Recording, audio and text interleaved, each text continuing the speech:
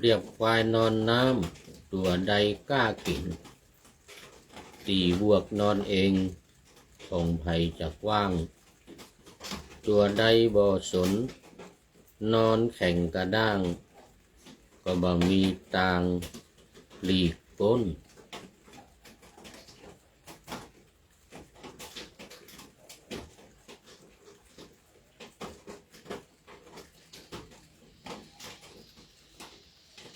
ตีบวกนอนเองน้ำยิ่งไหลล้นแม่เปรียบฮื้อนายฟังขอถวายความนอบน้อมแด่พระรัตนตรัยมีพระพุทธเจ้าเป็นต้นขอถวายความเคารพพระมหาเถระพระเถรานุเถระเจ้าคณะพระสังฆาธิการทั่วโลกมีพระเดชพระคุณพระธรรมเสนาบดีเจ้าคณะภาค7วัดพระธาตุดอยสุเทพเป็นต้นและขออำนวยพรแด่ท่านผู้ฟังท่านผู้ชมสาธุชนพุทธบริษัททั้งหลายวันนี้รายการธรรมะหลังธรรมวัดเย็นของวัดพระธาตุดอยสุเทพออกอากาศทางสถานีวิทยุพระพุทธศาสนาแห่งชาติและจริยธรรมวัดพระธาตุดอยสุเทพระบบ FM 96 เมกะเฮิรตซ์มีพ่อครูวันลบนามวงศ์พรหมเป็นผู้อำนวยการอาจารย์พระมหาประสิทธิ์ประสาธิโกเป็นหัวหน้าสถานีและอาตมาภาพพระครูปริยัติยานุศาสตร์เป็นผู้บรรยายเป็นประจำทุกวันเวลา 18:40 นาทีถึง 19:10 นาทีวันนี้ก็บันทึกเสียงล่วงหน้ามา4 วันแต่ก็คงจะเลื่อนไปอีกหลายวันเพราะว่าสถานีกำลังซ่อมเสร็จในบันทึกรายการล่วงหน้ามารายการนี้ตามปกติก็จะออกวันที่8 เดือนมิถุนายนนี้แต่ก็คงจะเลื่อนไปเป็นวันที่11 12ก็ต้องขออภัยท่านผู้ฟังที่กำลังที่ฟังรายการนี้ซึ่งบันทึกเสียงล่วงหน้าไว้หลายวันเหตุการณ์อะไรต่างๆที่พูดในรายการมันอาจจะไม่ตรงกับวันที่ออกอากาศทางวิทยุต้องขออภัยเป็นอย่างยิ่งโดยเฉพาะเรื่องของการประชาสัมพันธ์นะเพราะวันนี้เป็นวันที่5 มิถุนายน 2569บันทึกเสียงล่วงหน้ามา4 วันแล้วตอนนี้ก็เข้ามาสู่เนื้อหาสาระของธรรมะกันเลยเดี๋ยวจะว่าวิหารลายเสียเวลามาวันนี้เป็นเรื่องสิกขา3เป็นเรื่องสิกขา3อยู่ในส่วนของวิปัสสนาเพราะว่าขณะที่บรรยายอยู่นี้พระเดชพระคุณหลวงพ่อพระธรรมเสนาบดีหลวงพ่อเจ้าอาวาสวัดพระธาตุดอยสุเทพกำลังนำพระภิกษุสงฆ์สามเณรอุบาสกอุบาสิกาศรัทธาญาติโยมและนักท่องเที่ยวที่มาชมหรือสักการะบูชาพระบรมธาตุดอยสุเทพปฏิบัติสมถกรรมฐานคือ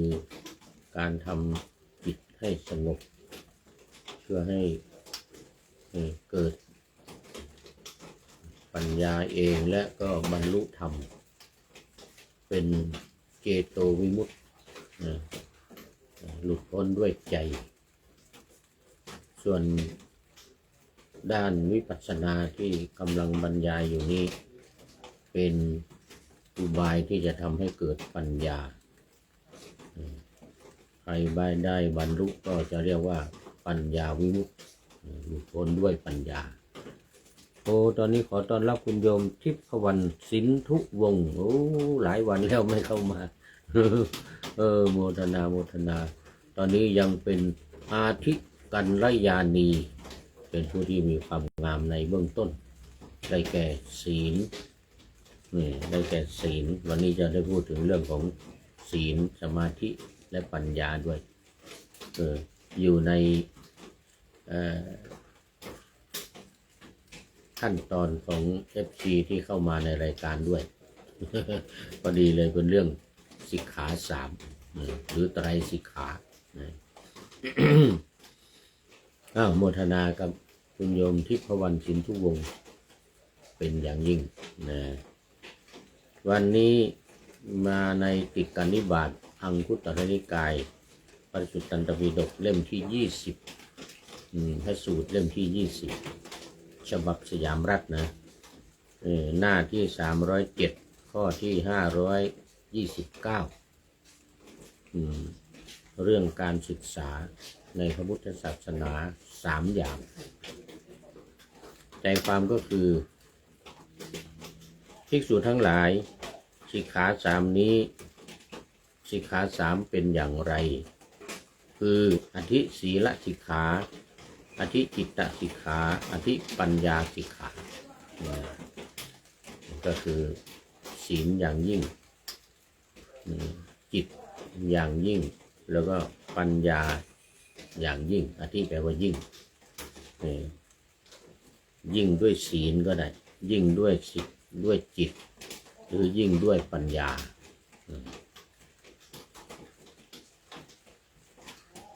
โอ้ตอนนี้คุณโยมทิพวรรณสินธุวงศ์บอกว่า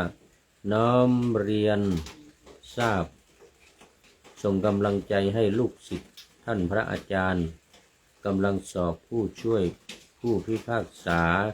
ในชั่วโมงสุดท้ายน้อมในธรรมเสาร์ที่6มิถุนายน2569สาธุสาธุนะโอ้วันนี้เป็นวันที่6เนาะงงวันนี้เป็นวันที่6เลยโอ้สาธุสาธุให้กำลังใจอำนวยอวยพรให้ลูกศิษย์ทดสอบ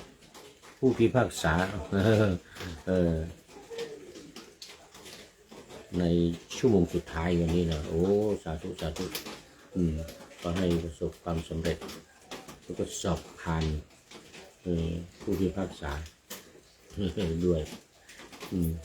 โมทนาเป็นอย่างยิ่งงงวันนี้นึกว่าวันนี้นึกว่าวันที่5โอ้เป็นว่าวันที่6นะไม่ได้ดูปฏิทินลืมไปโมทนา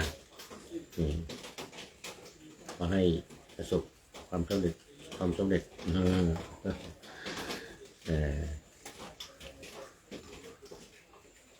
เอาละมา เข้าสู่เนื้อหาภิกษุทั้งหลายก็อธิศีลและสิกขาเป็นอย่างไรภิกษุทั้งหลายภิกษุในธรรมวินัยนี้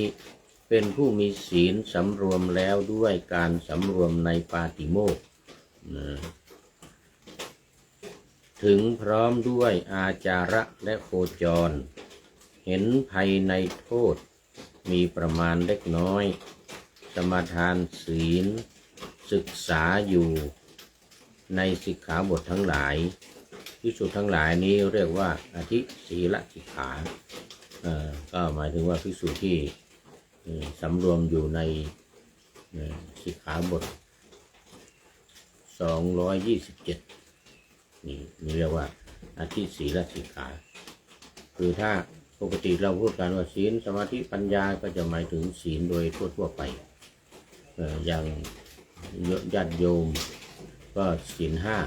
5หรืออุบาสกอุบาสิกาที่ท ถืออุโบสถศีลก็ศีล 8ศีล 8 ข้อสามเณรก็ศีล 10อย่างนี้นะแต่ในที่นี้อธิมีคำว่าอธิอยู่ข้างหน้าก็จึงเป็นหมายถึงว่าภิกษุที่สำรวมในปาฏิโมกข์คือศีลของพระภิกษุ227 ข้อโอ้ตอนนี้ขอต้อนรับคุณโยมละดาวันจันทรังสีโอ้โมทนานี่ก็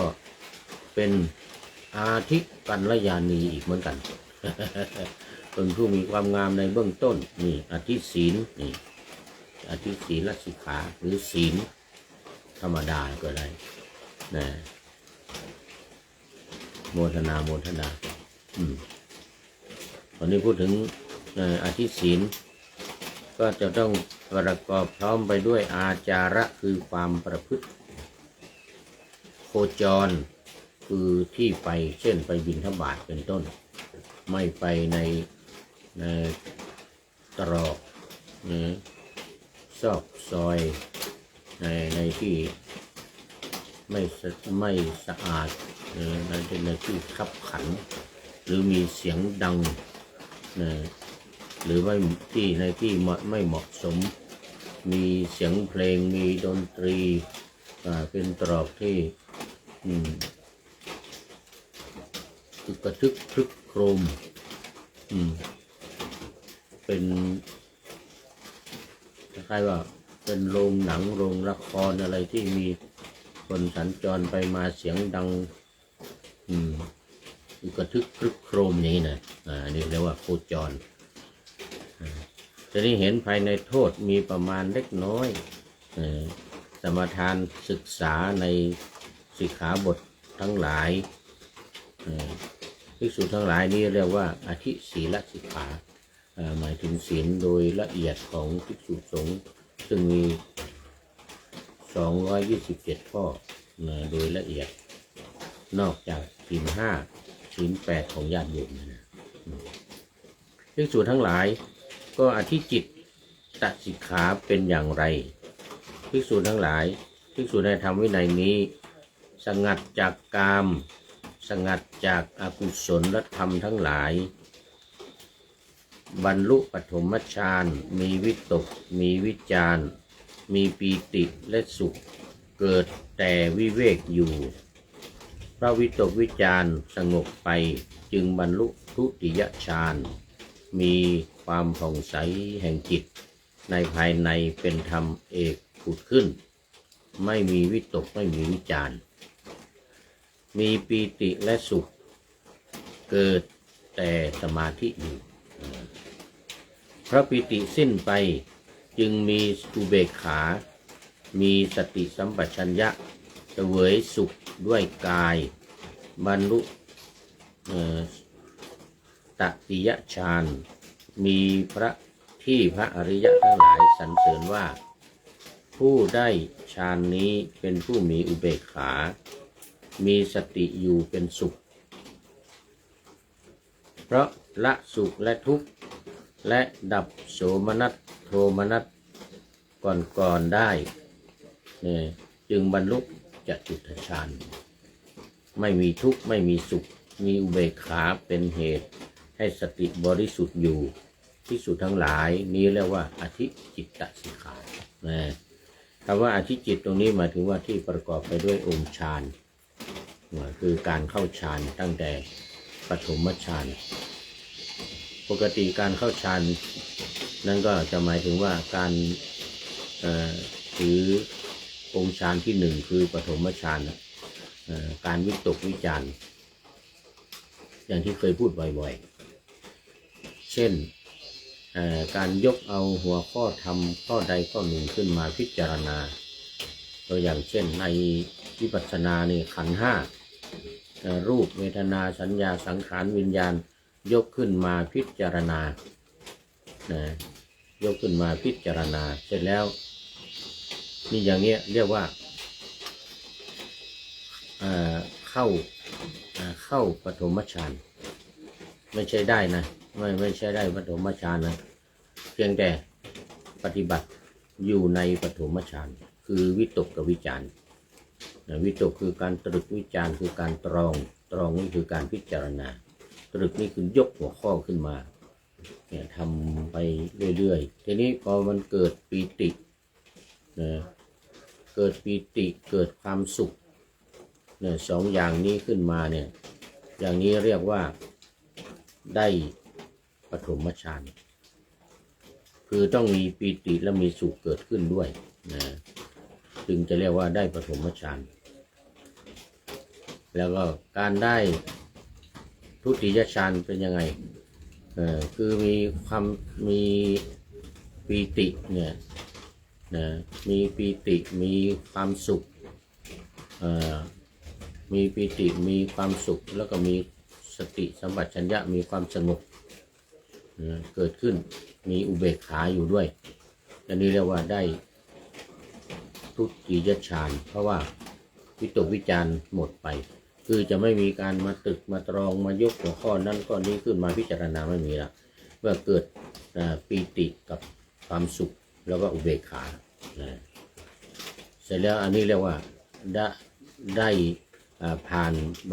นปฐมฌานไปได้ทุติยฌานทีนี้พอปีติหายไม่มีปีตินะคือความปลื้มใจไม่มีวิตกวิจารไม่มีเหลือแต่ความสุขกับอุเบกขาพร้อมกับสติสัมปชัญญะมีความสุขอยู่แล้วก็ไม่มีปีติอย่างนี้เรียกว่าได้ตติยฌานส่วนจตุตฌานนั้นจะเสวยสุขปีติสิ้นไปเหลือแต่อุเบกขาสติสัมปชัญญะแล้วก็สุขนี่เป็นองค์ของตติยฌานนะสุขด้วยกายบรรลุอันนี้เรียกว่าตติยฌานคืออย่างนี้เอาองค์ก่อนองค์ของเดี๋ยวยังมีเวลาองค์ของฌานเนี่ยนะปฐมฌานนี่มีวิตกวิจารสองอย่างทุติยฌานนี่มีปีติตติยฌานนี่คือความสุขแล้วก็จตุตฌานนี่คือเอกคตารมณ์หรืออารมณ์เป็นหนึ่งนะอารมณ์เป็นหนึ่งคราวนี้พอที่เราเรียกกันว่าได้ปฐมฌานเนี่ยได้ปฐมฌานนี่หมายถึงว่าพอเข้าวิตกวิจารปุ๊บแล้วก็ได้ปีติและได้ความสุขปีติเกิดขึ้นความสุขเกิดขึ้นอย่างนี้เรียกว่าได้ปฐมฌานเฉพาะวิตกวิจารอยู่อย่างนั้นไม่เรียกว่าได้นะอย่างไม่เรียกว่าได้ปฐมฌานอันนี้เข้าใจว่าได้ปฐมฌานข้อที่หนึ่งทีนี้พอได้ทุติยฌานคือได้ยังไงหมายถึงว่าวิตกวิจารไม่มีวิตกวิจารหมดไปในจิตมีแต่ปีติมีความสุขแล้วก็มีอุเบกขาอย่างเนี้ยอย่างนี้เรียกว่าได้ทุติยฌานได้ทุติยฌานทีนี้พอปีติหายไปไม่มีปีติไม่มีวิตกวิจารมันไม่มีอยู่แล้วปีติก็ไม่มีเหลือแต่มีความสุขมีสติสัมปชัญญะแล้วมีอุเบกขาแล้วก็อารมณ์จิตมีจิตอารมณ์เป็นหนึ่งพุดขึ้นมาเนี่ยอย่างนี้เรียกว่าได้ตติยฌานไม่มีปีติก็คือทุติยฌานหมดไปวิตกวิจารไม่มีก็ปฐมฌานหมดไปเหลือแต่ตติยฌานมันจะควบไปถึงมีเอกคตารมณ์แล้วก็มีอุเบกขาอยู่ด้วยนะอันนี้ตติยฌานพอความสุขหายไปความสุขหมดไปเหลือแต่อารมณ์ที่เป็นหนึ่งกับอุเบกขาสองอย่างเนี่ยแล้วก็มีสติสัมปชัญญะอยู่ด้วยอย่างนี้เรียกว่าได้จตุตฌานได้ฌานที่สี่ฌานที่3 2 1หายไปก็คือวิตกวิจารไม่มีฌานที่1ปีติไม่มีฌานที่2 ความสุขไม่มีฌานที่สามหมดไปเรียกว่าได้จตุตฌานฌานที่สี่เหลือแต่จิตที่เป็นหนึ่งแน่วแน่ที่พูดขึ้นมาเนี่ยจิตที่เป็นหนึ่งเสร็จแล้วก็มีอุเบกขาคอยกำกับอยู่แค่สองอย่างนี้เท่านั้นเดี๋ยวนี้เรียกว่าได้จตุตฌานคราวนี้ถ้าเอกคตาลมคือจิตที่เป็นหนึ่งนี่หมดไปเรียกว่าจตุตฌานหมดไม่มีเหลือแต่อุเบกขามีสติสมัชัญญะแล้วมีอุเบกขาอย่างนี้เรียกว่าพ้นจากฌานทั้งสี่หรือเรียกอีกอย่างหนึ่งว่าได้ฌานทั้งสี่คือปฐมทุติยะตติยะจตุตถะคือทั้งได้ผ่านมานะฮะผ่านมาทั้งสี่นั่นแหละแล้วว่าเรียกว่าได้ฌานสี่หรือผ่านไปหรือฌานสี่ผ่านไปก็ได้นะฌานสี่ผ่านไปก็เหลือแต่อุเบกขาอย่างนี้เรียกว่าได้ฌานสี่ได้จตุตฌานมีอุเบกขาคอยกำกับจิตอยู่ ช่วงนี้แหละที่จะเกิดอิทธิฤทธิ์ต่างๆเช่นหูทิพตาทิพอะไรต่างๆเนี่ยอาจารย์ที่ฐานได้มันเกิดหูทิพตาทิพอยากจะเห็นนั่นอยากจะเห็นนี่อยากจะได้ยินจากทางไกลอย่างนี้นะเป็นต้นนี่นะอภิญญาเนี่ยอภิญญาเกิดได้โอ้ตอนนี้ขอต้อนรับโยมแม่จันสมนี่เป็นปริโยสานกัลยาณี เป็นปริโยสานกัลยาณีนี่มาสุดท้ายจะหมดเวลาเนี่ยใกล้จะหมดเวลาพอดีเลยเป็นปริโยสานกัลยาณีผู้มีความงามในที่สุดนี่ ผู้มีความงามในที่สุดเอาละวันนี้พูดถึงเนี่ยสิกขาสามอันที่สามนะอันที่สามคือ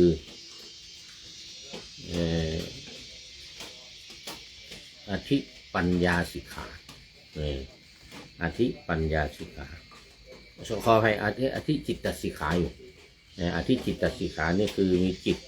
เรียกว่ามีจิตอันยิ่งเนี่ยมีจิตอันยิ่งนี่คือจิตอันยิ่งนี่ก็คือจิตเป็นสมาธิดีเป็นสมาธินี่ยังไงคือได้สมาธิที่อยู่ในฌานได้ฌานทั้งสี่อย่างดังที่ได้กล่าวมาได้ฌานทั้งสี่อย่างคือปฐมฌานทุติยฌานตติยฌานแล้วก็จตุตฌานได้ทั้งสี่อย่างดังที่กล่าวมาส่วนปัญญาสิกขาตอนนี้อธิปัญญาสิกขาคือปัญญาอันยิ่งภิกษุทั้งหลายอธิปัญญาสิกขาเป็นอย่างไรภิกษุทั้งหลายภิกษุในธรรมวินัยนี้ย่อมรู้ชัดตามความเป็นจริงว่านี้ทุกข์นี้เหตุให้เกิดทุกข์สมุทัยนี้ความดับทุกข์นิโรธนี้ข้อปฏิบัติให้ถึงความดับทุกข์นี่คือนิโรธคาไม่มีปฏิปทาหมายถึงมรรคมีองค์แปดภิกษุทั้งหลายนี้เรียกว่าอธิปัญญาสิกขาเพราะฉะนั้นคำว่าอธิปัญญาสิกขาหรือคือมีปัญญาอันยิ่งเนี่ยมันจะมีปัญญาธรรมดานะอย่างเมื่อกี้นี่โยมแม่จันสมเนี่ยเป็นอธิปัญญาเป็นปัญญาธรรมดาเป็นปัญญาธรรมดาศีลสมาธิแล้วก็ปัญญาโอ้ตอนนี้ขอต้อนรับ FC ตัวจริง มาหมดเวลา ท่านพระครูธรรมธรสุริยันตอนนี้คงอยู่ที่คลองสี่อยู่ที่คลองสี่ปทุมธานีนะอยู่คลองสี่ปทุมธานีโอ้หรือว่าไปเพชรบุรีหรือยังนั่นน่าจะอยู่คลองสี่โมทนาเป็นปริโยสานะกัลยาโน เป็ เป็นเออคือผู้มีความงามในที่สุดนี่วันนี้โยมแม่จันสมเป็นปริโยสานกัลยาณีแล้วก็พระครูธรรมธรสุริยันเป็นปริโยสานกัลยาโนเป็นผู้มีความงามในที่สุดได้แก่มีปัญญาปัญญาธรรมดานะตอนนี้กำลังพูดอยู่ที่นี่ก็คือมีอธิปัญญาอย่างยิ่งปัญญาอันยิ่งนี่หมายถึงผู้ที่รู้อริยสัจธรรม4ประการคือรู้จักทุกข์คือความทุกข์ทั้งหลายเนี่ยความเกิดความแก่ความเจ็บความตายความพลัดพรากจากสิ่งของความต้องการสิ่งใดไม่ได้สิ่งนั้นนั่นก็เป็นทุกข์อย่างนี้นะอันนี้เรียกว่ารู้อริยสัจ4ข้อที่1รู้สาเหตุก็ให้เกิดทุกข์ก็คือสมุทัยสาเหตุเกิดทุกข์คืออะไรตัณหา3อย่างกามตัณหาภวตัณหาวิภวตัณหาไม่รู้สาเหตุที่เกิดทุกข์แล้วข้อที่3นิโรธนี่คือการดับทุกข์ถ้าเกิดรู้จากการดับสาเหตุของความทุกข์คือดับตัณหากามตัณหาภวตัณหาวิภวตัณหาดับ3อย่างนี้เรียกว่านิโรธทีนี้ข้อที่4ที่ว่ารู้ข้อปฏิบัติให้ถึงความดับทุกข์นี่ก็คือให้รู้จักองค์มรรคมีองค์8ประการมีสัมมาทิฏฐิสัมมาสังกัปปะสัมมาวาจาสัมมากัมมันโตสัมมาอาชีโวสัมมาวายาโมสัมมาสติสัมมาสมาธิอย่างนี้เรียกว่ารู้ข้อปฏิบัติให้ถึงความดับทุกข์ทั้ง4อย่างนี้เรียกว่ารู้อริยสัจ4เป็นอธิปัญญาสิกขาศึกษาในเรื่องของการรู้ปัญญาอันยิ่งนี่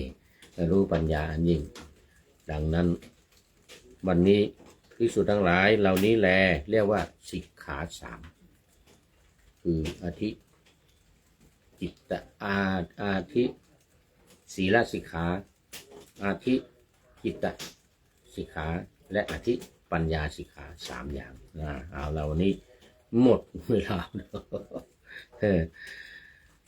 อันนี้อะไรตีเมืองเว้ยช่วยเมืองเจ้านโยบายนี้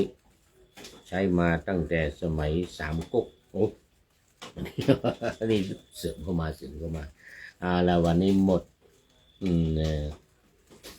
วันนี้หมดเวลาพอดีที่เมืองเว้ยช่วยเมืองเจ้าเอา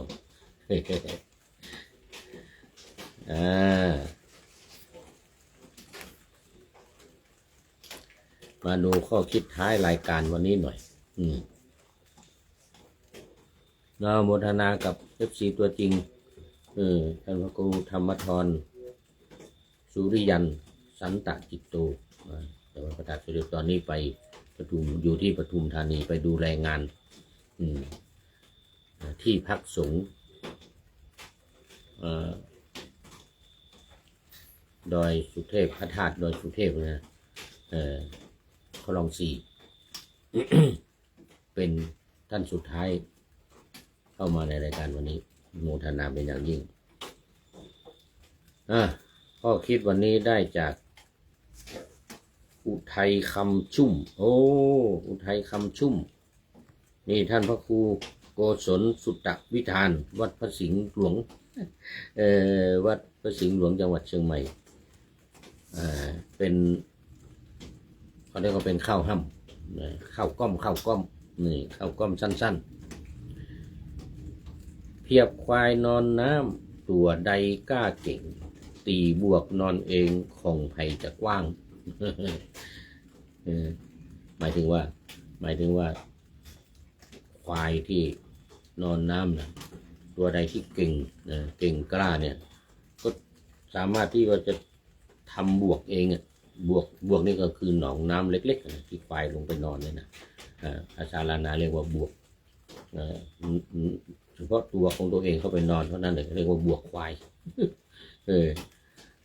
คือมีความกล้าเก่งก็เอาตัวเนี่ยตีลงไปที่น้ำไอ้ที่ดินมันอ่อนนะ ดินที่มันอยู่ในน้ำมันทั้งหมดแล้วก็ตีลงไปเป็นบวกเขาเรียกว่าเป็นหลุมลงไปแล้วก็มีน้ำอยู่แล้วก็นอนลงไปได้นะอันนี้นี่การเปรียบเทียบการเปรียบว่ามันเปรียบเหมือนกับควายนอนน้ำนะตัวไหนที่เก่งก็สามารถที่จะตีดินลงไปเป็นหลุมลงไปแล้วก็ตัวเองลงไปนอนอันนี้เรียกว่าตีบวกเอง